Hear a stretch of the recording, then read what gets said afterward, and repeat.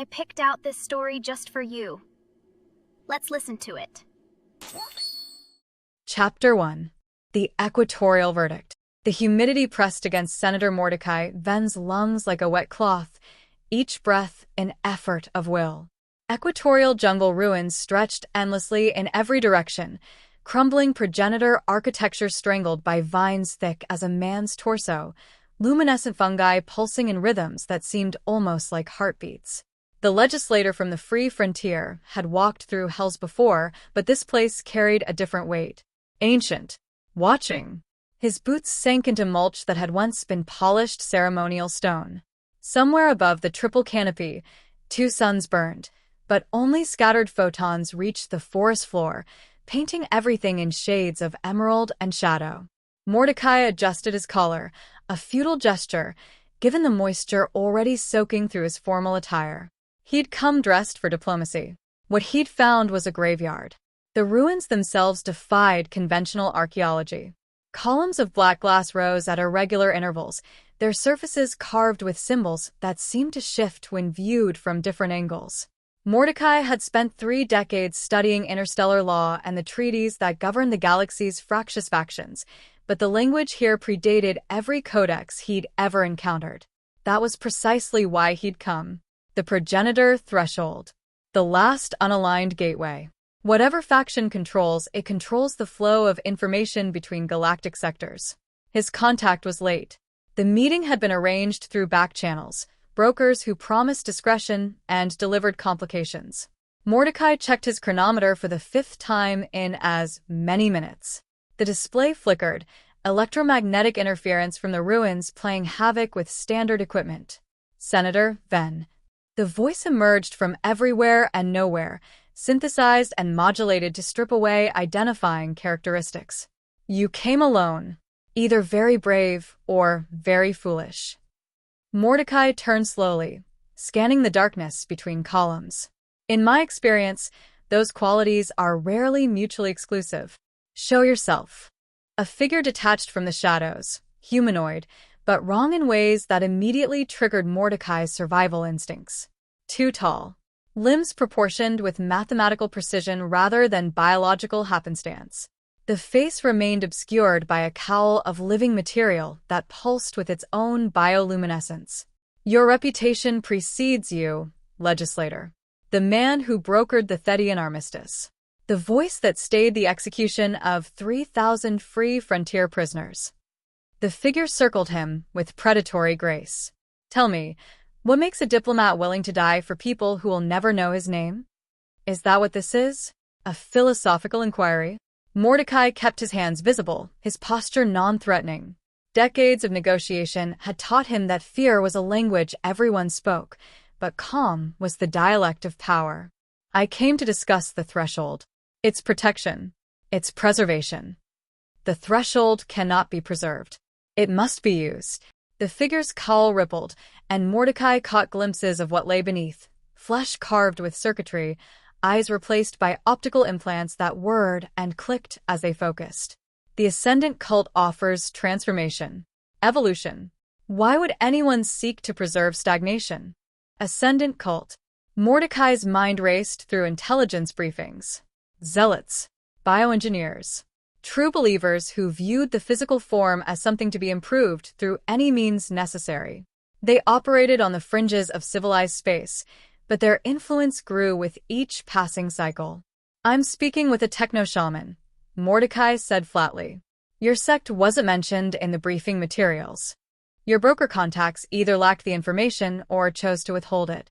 Either way, the result is the same. The Techno-Shaman, Mordecai cataloged him as such, though the cult's hierarchy used different titles internally, stepped closer. I am called Verith. I serve as voice of the threshold. And you, Senator, have walked into a conversation that began before your species achieved spaceflight. The jungle's sounds had ceased. Mordecai noted the absence with growing unease. No insect calls, no distant creature cries. Everything that lived in this place had gone silent. What do you want, Verith? Your oath. The Techno-Shaman's voice dropped to something almost intimate. Swear allegiance to the ascendant cult. pledge the Free Frontier's resources to our cause. In exchange, you will receive knowledge beyond measure, secrets the progenitors died to protect." Mordecai laughed. The sound echoed strangely off the black glass columns. "You arranged a diplomatic meeting under false pretenses to demand my surrender. That's not negotiation. That's extortion with better lighting. Call it what you wish. The outcome remains unchanged." Vareth raised one elongated hand, and the shadows around them began to move. Not shadows, Mordecai realized soldiers. Figures in bioorganic armor emerged from the jungle, their movements synchronized in ways that suggested neural linking. A dozen, perhaps more. Mordecai's mind calculated odds. He carried no weapons, hadn't for years. His strength had never been physical, but his wits had saved him in boardrooms and battlefields alike.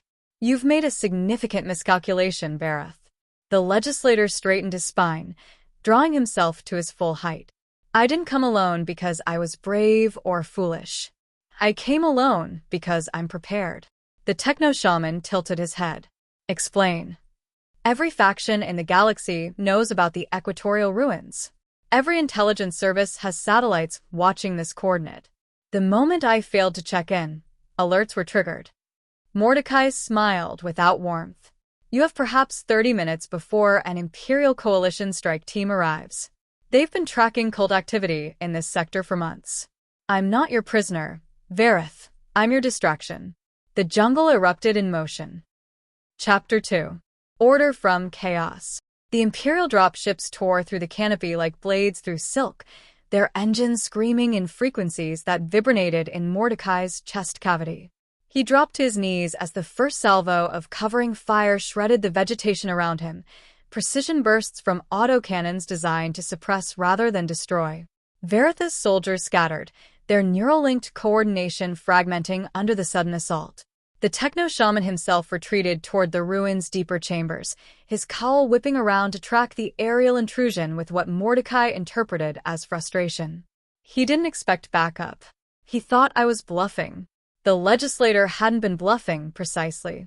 He'd simply failed to mention that the Imperial Coalition's interest in the Threshold had nothing to do with his safety and everything to do with strategic positioning.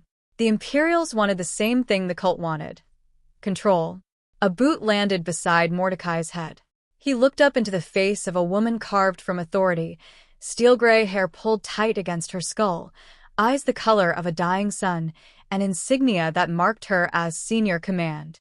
Imperial Starship Commander, the highest echelon of the Coalition's military aristocracy. Senator Mordecai Venn. Her voice carried the clipped precision of someone accustomed to instant obedience. "You're a long way from free frontier space." "Commander." Mordecai rose slowly, brushing mulch from his ruined formal jacket. "I don't believe we've been introduced." Commander Sarah Vance of the ISS Thunderous Judgment. She surveyed the chaos around them, her troops establishing a perimeter, cult soldiers falling back into the ruins' depths. "You're welcome." "Am I?" "The Imperial Coalition has no jurisdiction in free frontier affairs. Your presence here constitutes a violation of at least 7 treaties."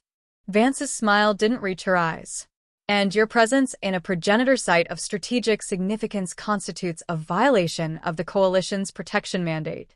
We can trade legal citations all afternoon, Senator, or we can acknowledge reality. The Ascendant cult is moving to secure the Threshold. My orders are to prevent that by any means necessary. Your survival is incidental." Mordecai studied her.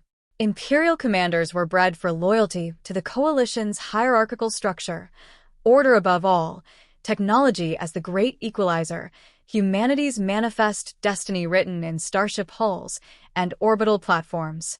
Vance fit the archetype perfectly, but something in her bearing suggested depths the training manuals couldn't account for.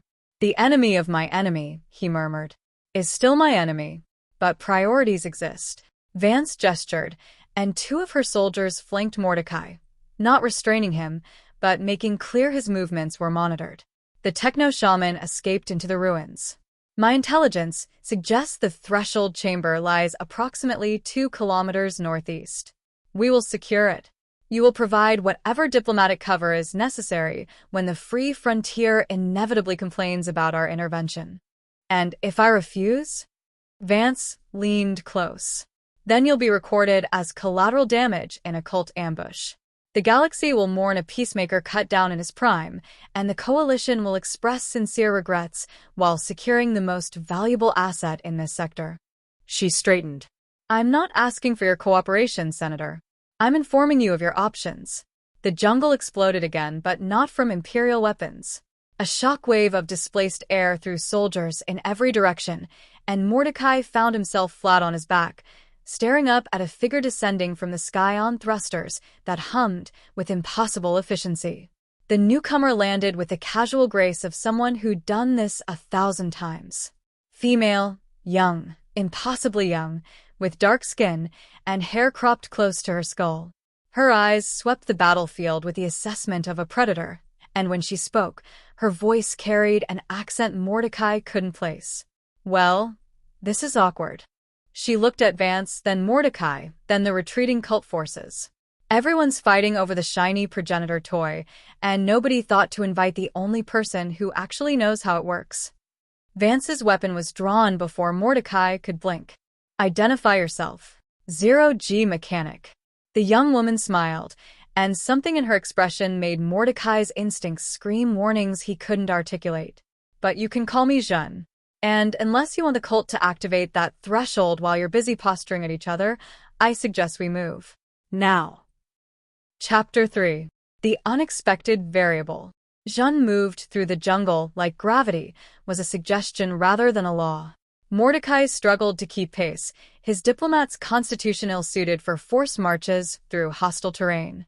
Commander Vance kept formation beside him, her weapon ready, her attention split between the path ahead and the mysterious figure leading them deeper into the ruins. You claim knowledge of progenitor technology, Vance said, her tone making clear this was an interrogation rather than a conversation. No human possesses that expertise. I never claimed to be human. Zhen glanced back, her smile cryptic. At least, not entirely. Does it matter? You need the threshold secured. I know how to do it. The rest is details. It matters, Vance replied flatly, because unidentified variables compromise mission integrity. Your mission integrity was already compromised the moment you dropped ships into a contested zone without proper reconnaissance. Zhen ducked under a massive vine that pulsed with bioluminescent fluid. The cult has been preparing this operation for 18 months. They have soldiers, bioengineered constructs, and at least one Techno-Shaman with direct neural interface to progenitor systems. You have a senator who can quote treaties and a commander whose tactical approach seems to be arrive loudly and hope for the best. Mordecai found himself unexpectedly defending the Imperial officer. Commander Vance's forces did save my life. Did they? Or did they arrive at the optimal moment to appear heroic while establishing a pretext for coalition occupation? Zhen's tone carried no accusation, merely clinical observation. I've reviewed the transmission logs. Your distress signal was never sent, Senator. The coalition was already en route. You were bait. Vance's weapon rose a fraction of an inch. You're testing my patience. I test everyone's patience. It's a character flaw. Zhen stopped at a junction where the ruins split into 3 separate passages. Each doorway was carved with the shifting symbols Mordecai had noted earlier, but Zhen examined them with the familiarity of someone reading a morning news feed. Left passage leads to a progenitor defense grid that hasn't fired in 10,000 years, but still has functional targeting algorithms. Center passage dead ends in a chamber full of biological contaminants. Cult experimentation, probably. Right passage leads to the threshold. You're certain? Mordecai asked. I'm always certain. It's another character flaw. Zhen started toward the right passage, then paused. The cult soldiers are regrouping. We have perhaps 15 minutes before they realize we've bypassed their ambush points. Commander, your perimeter teams can hold the entrance, but they won't survive a full assault. We need to secure the threshold before Vareth completes whatever ritual he's planning. Ritual? Vance's voice sharpened. The cult's religious practices are irrelevant too. The cult's religious practices involve interfacing living neural tissue with progenitor systems. Zhen's casual demeanor evaporated, replaced by something harder. Vareth isn't just trying to activate the threshold. He's trying to become part of it. And if he succeeds, he'll have access to every connected progenitor site in the galaxy. Weapons systems, communication networks, the automated defenses of dead worlds. Everything. The implications settled over Mordecai like a shroud. He could hold the entire galaxy hostage. He could do worse than that. He could change it. Zhen resumed walking. The progenitors didn't just build technology. They built systems for rewriting reality at the quantum level. The threshold is a gateway, yes, but it's also a control node. Whoever interfaces with it becomes the administrator of the most powerful network ever constructed. They descended through chambers that grew progressively more intact. The jungle's intrusion faded, replaced by sterile corridors of black glass and silver metal. Mordecai's breath caught as they passed through a doorway and emerged into a vast cathedral of impossible architecture, walls that curved in directions his eyes couldn't follow, ceilings that seemed to extend into infinity, and at the center, a structure that defied description. The threshold. It resembled a ring, but the ring's surface folded through dimensions that shouldn't exist. Light bent around it in ways that suggested the structure was simultaneously present and absent, here and elsewhere, now and always.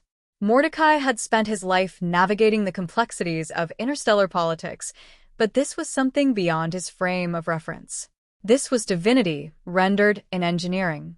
Vareth stood at the threshold's base, his Techno-Shaman's robe spread around him like wings. Cables ran from ports in his flesh to the structure surface, and his body convulsed with each pulse of energy that passed between them. Cult soldiers formed a defensive perimeter, their weapons trained on the entrance. "Too late," Zhen murmured. "He's already initiated the bonding sequence." Vance raised her weapon. "Then we stop him." "You can't shoot a neural interface. The feedback would kill everyone in this chamber." Zhen's mind was clearly racing, her eyes tracking variables Mordecai couldn't perceive. "We need another approach." Mordecai stepped forward, raising his hands in the universal gesture of parley.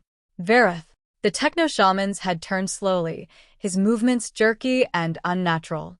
When he spoke, his voice carried harmonics that suggested multiple sources, his own throat, and something older.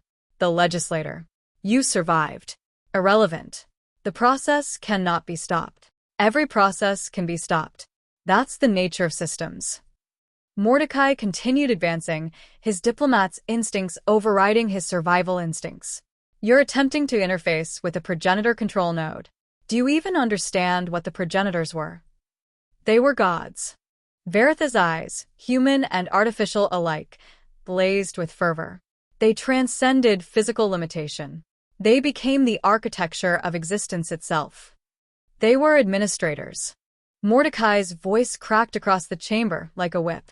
Bureaucrats of a civilization so vast it required quantum-level coordination. The threshold isn't a weapon or a throne. It's a filing system.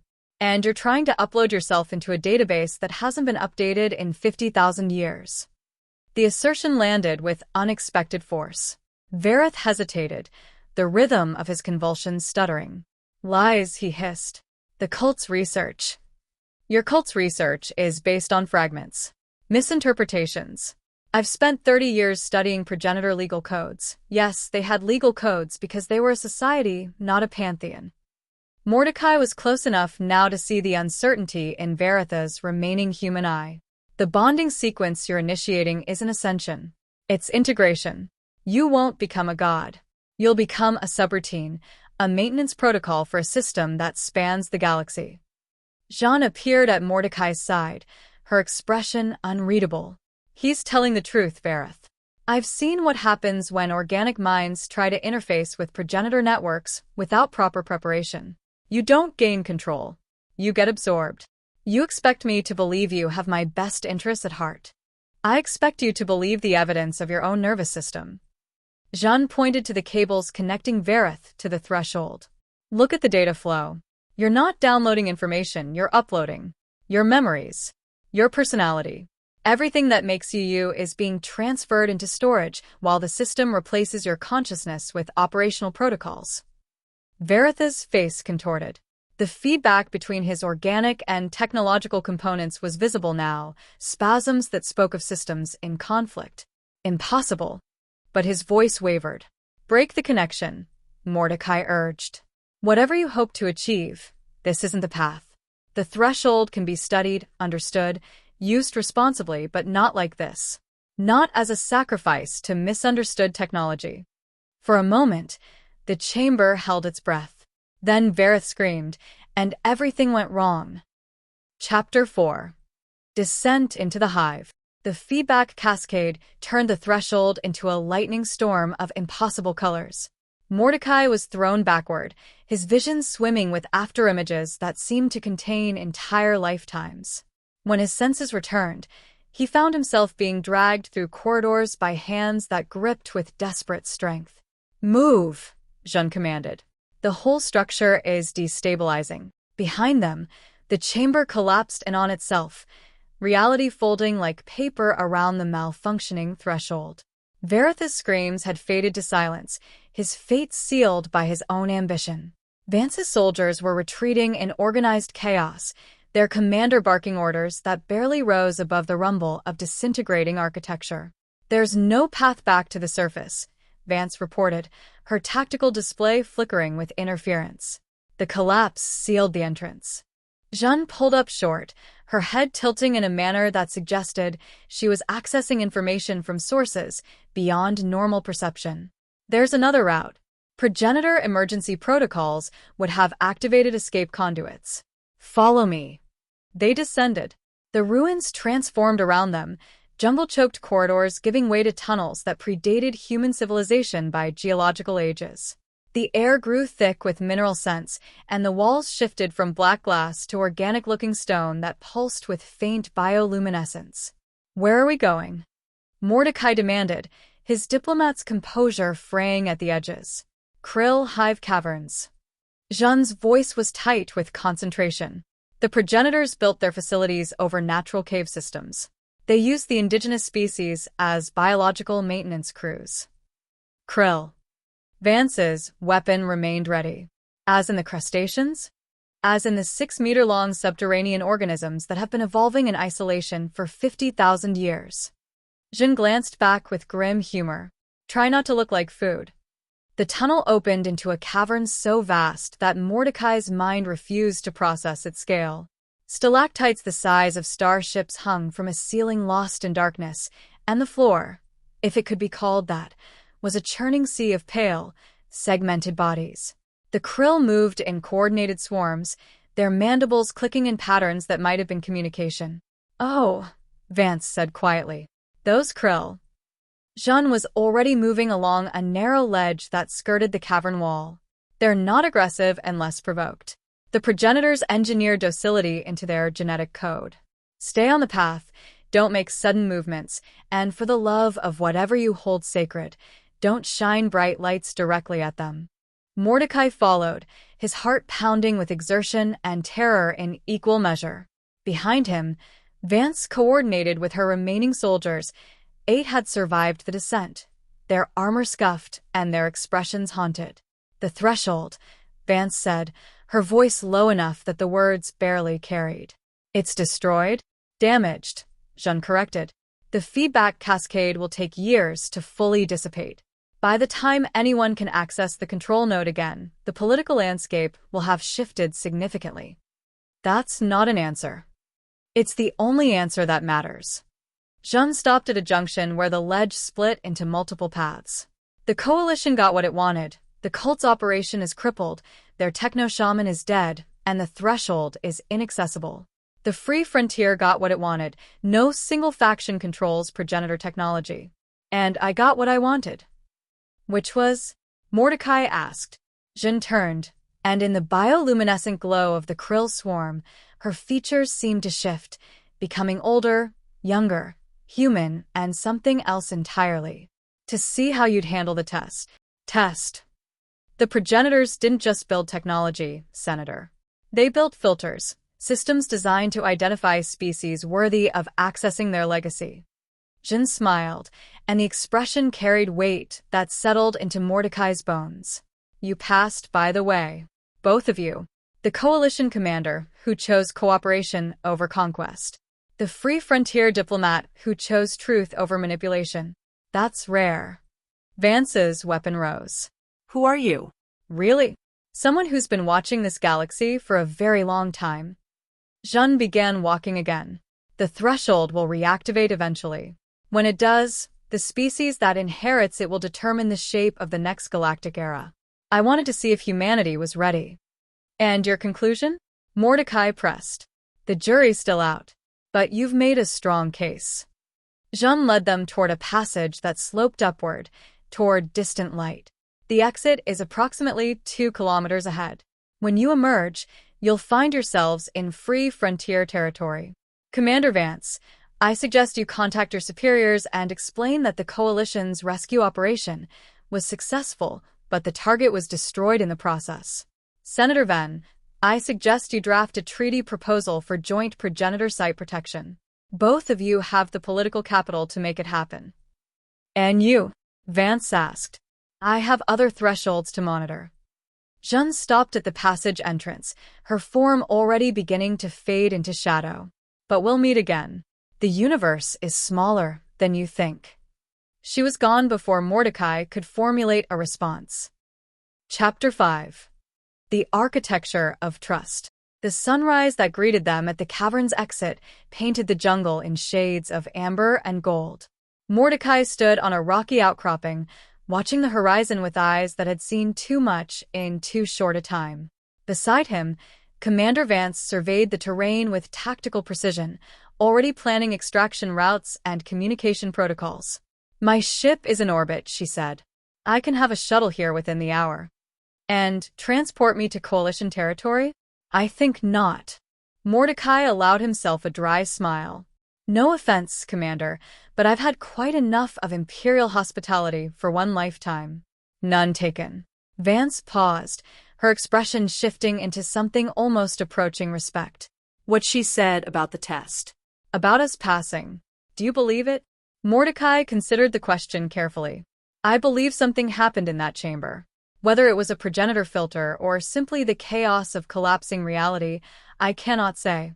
But the outcome remains the same. The threshold is inaccessible, the cult's operation has been disrupted, and we have an opportunity. An opportunity for what? A coalition. Not the Imperial Coalition, Mordecai clarified, but a true alliance. Free frontier, Imperial, perhaps even elements of the Syndicate and Shadow Network. A unified approach to progenitor technology that prevents any single faction from monopolizing what remains. Vance's expression hardened. The Coalition's leadership will never agree to power sharing. The Coalition's leadership isn't here. You are. Mordecai met her gaze directly. You saved my life when you could have left me to die. You cooperated with an unknown variable, Zhen, when your training demanded suspicion. You have the capacity to see beyond doctrine, Commander. That's rare in any faction. You're asking me to betray my oath. I'm asking you to evolve it. The galaxy is changing. Progenitor technology is emerging across dozens of worlds. The Ascendant cult won't be the last faction to attempt something like Veritha's scheme. We can fight each other for scraps while the next crisis builds, or we can build something stronger.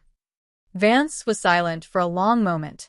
Her soldiers maintained a respectful distance, their attention focused on perimeter security rather than the conversation between their commander and the Free Frontier Senator.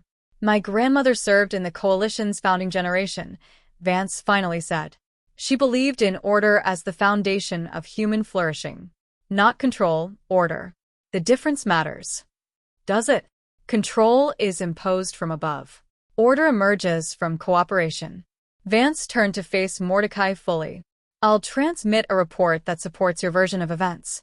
The threshold was destroyed, the cult threat was neutralized, and Coalition forces provided humanitarian assistance to a free frontier dignitary. It's not the whole truth, but it's not entirely a lie either. And the alliance proposal? Draft your treaty. Send it through official channels. I can't promise acceptance, but I can promise it will reach decision-makers who might be receptive. Vance extended her hand. For what it's worth, Senator. I hope you succeed. Mordecai clasped her forearm in the old style. For what it's worth, Commander, so do I. Chapter 5. The Architecture of Trust. The sunrise that greeted them at the cavern's exit painted the jungle in shades of amber and gold. Mordecai stood on a rocky outcropping, watching the horizon with eyes that had seen too much in too short a time. Beside him, Commander Vance surveyed the terrain with tactical precision, already planning extraction routes and communication protocols. My ship is in orbit, she said. I can have a shuttle here within the hour. And transport me to Coalition territory? I think not. Mordecai allowed himself a dry smile. No offense, Commander, but I've had quite enough of Imperial hospitality for one lifetime. None taken. Vance paused, her expression shifting into something almost approaching respect. What she said about the test. About us passing. Do you believe it? Mordecai considered the question carefully. I believe something happened in that chamber. Whether it was a progenitor filter or simply the chaos of collapsing reality, I cannot say. But the outcome remains the same. The threshold is inaccessible, the cult's operation has been disrupted, and we have an opportunity. An opportunity for what? A coalition. Not the Imperial Coalition, Mordecai clarified, but a true alliance. Free frontier, Imperial, perhaps even elements of the Syndicate and Shadow Network. A unified approach to progenitor technology that prevents any single faction from monopolizing what remains. Vance's expression hardened. The Coalition's leadership will never agree to power sharing. The Coalition's leadership isn't here. You are. Mordecai met her gaze directly. You saved my life when you could have left me to die. You cooperated with an unknown variable, Zhen, when your training demanded suspicion. You have the capacity to see beyond doctrine, Commander. That's rare in any faction. You're asking me to betray my oath. I'm asking you to evolve it. The galaxy is changing. Progenitor technology is emerging across dozens of worlds. The Ascendant cult won't be the last faction to attempt something like Veritha's scheme. We can fight each other for scraps while the next crisis builds, or we can build something stronger. Vance was silent for a long moment.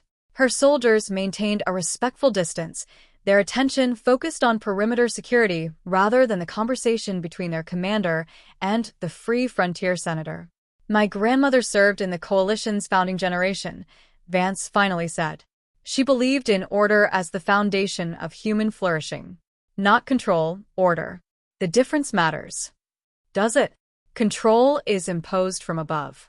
Order emerges from cooperation. Vance turned to face Mordecai fully. I'll transmit a report that supports your version of events. The threshold was destroyed, the cult threat was neutralized, and Coalition forces provided humanitarian assistance to a Free Frontier dignitary. It's not the whole truth, but it's not entirely a lie either. And the alliance proposal? Draft your treaty. Send it through official channels. I can't promise acceptance, but I can promise it will reach decision-makers who might be receptive. Vance extended her hand. For what it's worth, Senator. I hope you succeed. Mordecai clasped her forearm in the old style. For what it's worth, Commander, so do I.